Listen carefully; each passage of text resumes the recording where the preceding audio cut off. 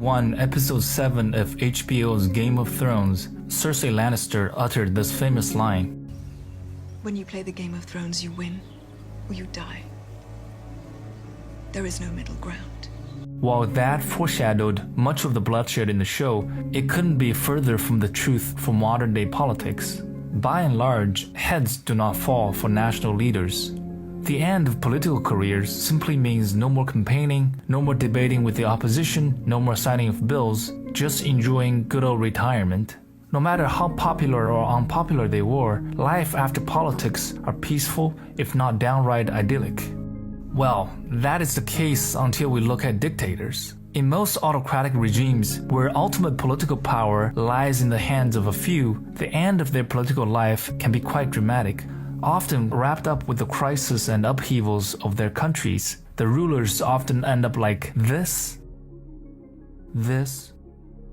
or this. This video aims at explaining why dictatorships are dangerous to both the ruler and to the people they rule over, and why the legacy of dictatorships may deeply impact a country for a long, long time.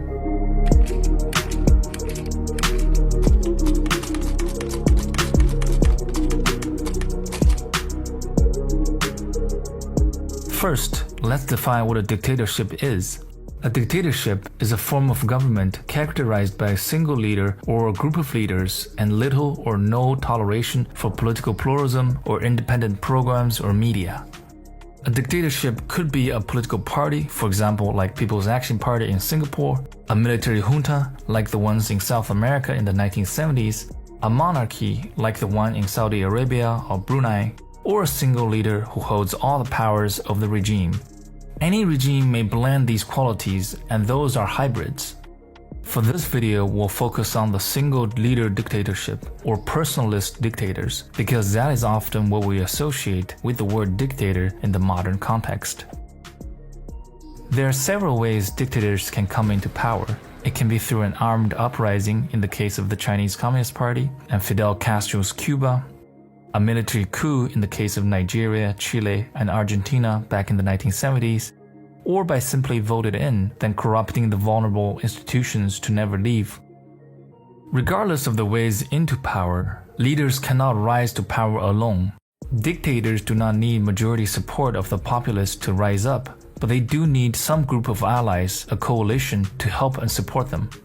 The most valuable supporters are likely to be those who control resources such as wealth or weapons, and have personal connections that they can use to plan coordinated action using those resources. For any ruler who wants to maintain power, there is an ongoing need to satisfy the interests of a group of elites or kingmakers. Without institutionalized rules for power transfer, the size and attributes of that coalition might change often. This lack of institutionalized power transfer also means that the leader can be removed at any time. Because there's an inherent lack of independent authority with the power to enforce agreements among the key actors, violence is never off the table.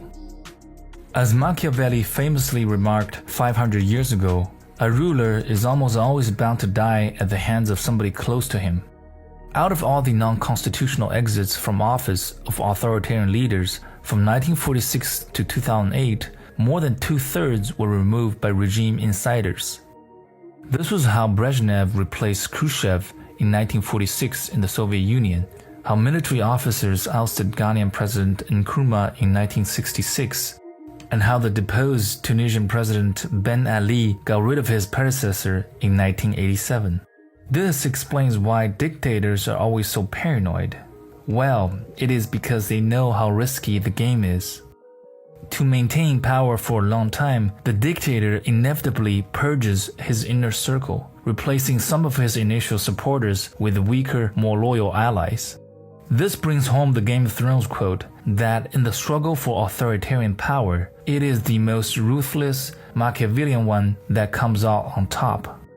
This is why Trotsky, who started with a stronger position than Stalin, got an ice axe to the head. Purging one's allies is sometimes referred to as coup-proofing. This is the way in which powers are consolidated in a small mafia-like inner core made up of cronies, family, tribal and ethnic interest, while using incentives to encourage the security forces, both military and police, to protect the regime while monitoring each other. Loyalty becomes the core tenet for recruiting, promotion, and firing decisions in the bureaucracy. This creates a culture of fawning, fear, and false reporting. One example of this was the terrible military intelligence Saddam Hussein had in the US invasion of Iraq, when his underlings falsely stated Iraq's ability to counter the US. They did that because they felt that the alternative would likely get them ousted or killed. This is called the dictator's dilemma. People are reluctant to share their information with them because the messenger of the bad news may fall in grace. People will therefore tell the dictator what he wants to hear, and the dictator, knowing this, will not trust the information given to him by his assistants and ministers. Since the dictator is almighty, he will never know how loyal his entourage, let alone his subject population, is, simply because they do not dare to signal disloyalty to him. A dictator is therefore caught in an information asymmetry. When such an asymmetry is established, it is difficult to return to reality. The result of this disinformation trap is that the ruler lacks a basis for sound decision-making, which eventually leads to adverse long-term effects. This was the main reason why the Great Chinese Famine happened under Mao, where around 30 million people died. No one dared to speak up against Mao's disastrous economic policies because all those who previously spoke up on other issues were purged by him.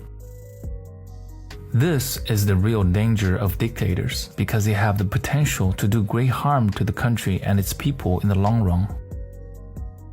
Gaddafi's Libya used to be one of the richest countries in Africa. Its GDP per capita even surpassed that of the US for a few years in the 1970s. In order to coup-proof his regime, Gaddafi allowed the existence of different armed tribal groups.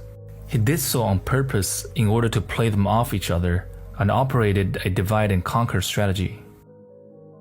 The result of this was that when he eventually left, the armed forces of Libya disintegrated into thousands of militias. To this day, the Libyan army is still fractured. Another case of this can be seen in Venezuela.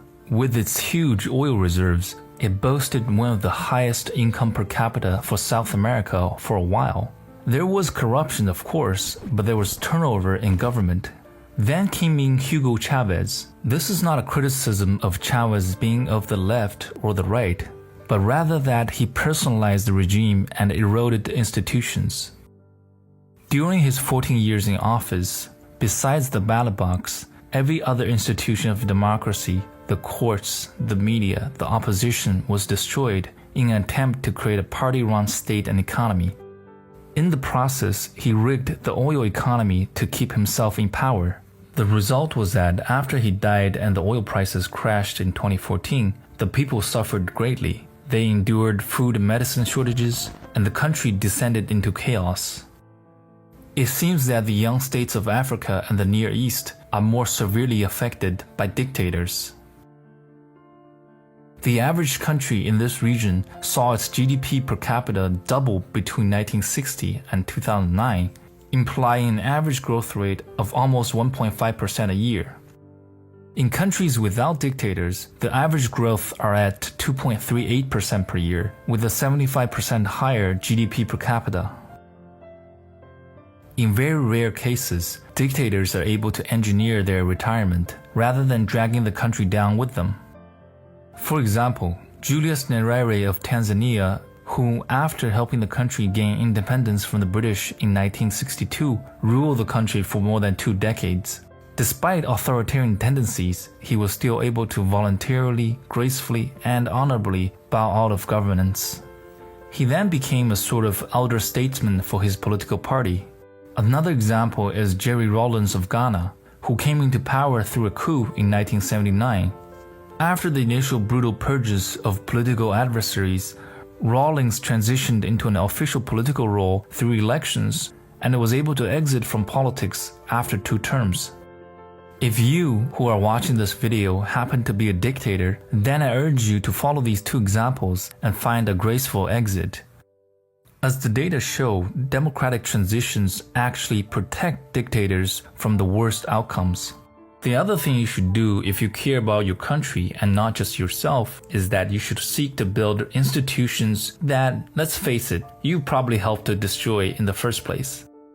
But in order to ensure the long-term security and well-being of citizens, institutions matter a lot. Regardless of how inefficient and corrupt institutions can become, they are mechanisms for rulemaking and enforcement that can survive well beyond individual people.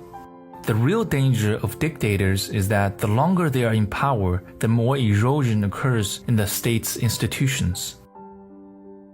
Thank you for watching. If you like this content, please consider liking the video, sharing it with friends, and subscribing to the channel. We'll have more videos like this in the future.